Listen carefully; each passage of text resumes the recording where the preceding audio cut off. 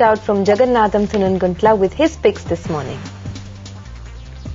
As far as the first stock, that is State Bank of Mysore, because the government has been strategizing for a family reunion of all the banks in the SBI camp.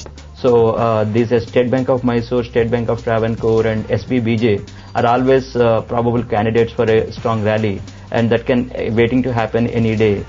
Further also, these stocks are trading at a discount to the frontline banking stocks, because when the 2009 rally happened, while all other banking stocks have rallied, these stocks have relatively remained subdued.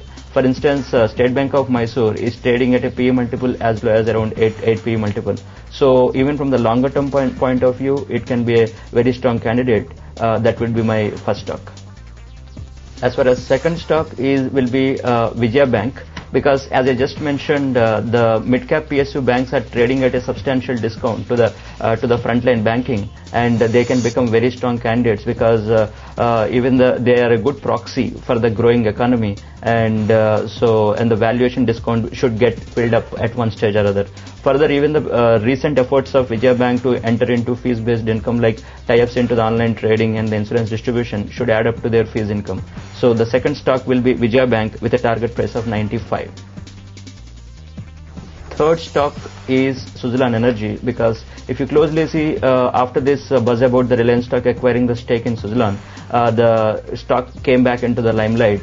And Suzlon, if the main problem with the Suzlon is the heavy debt. If the debt is removed from the balance sheet, the operational efficiency and its strong positioning in the renewable energy space can make wonders to the stock. For example, we have seen in the case of Tata Motors, once the burden of debt is slightly reduced, the stock has rallied literally from 120 rupees to 1000 rupees in a couple of years. The same thing can happen with Suzlon Energy if some strong hand comes and puts some equity infusion to helping them to reduce their debt levels. Further also, if you see the Reliance acquisition strategy, the recent their deals with Deccan 360 or EIH or Infotel Broadband gives a very interesting pattern wherein they are getting into all the new businesses through inorganic route. That too, they are focusing on those companies where they are not at the epicenter of the industry, but they are somewhere close to the peripherals of the industry.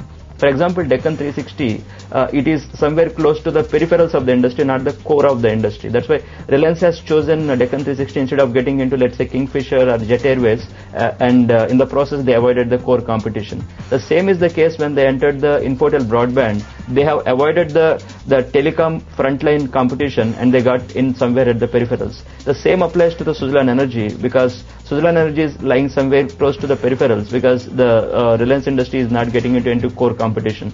Plus, Suzlon being under stress, they can become perfect target in terms of valuation as well. In all likelihood, some deal may be happening, maybe from Reliance or maybe from somebody else. But it's high time to look for Suzlon Energy. The target price will be 65 rupees.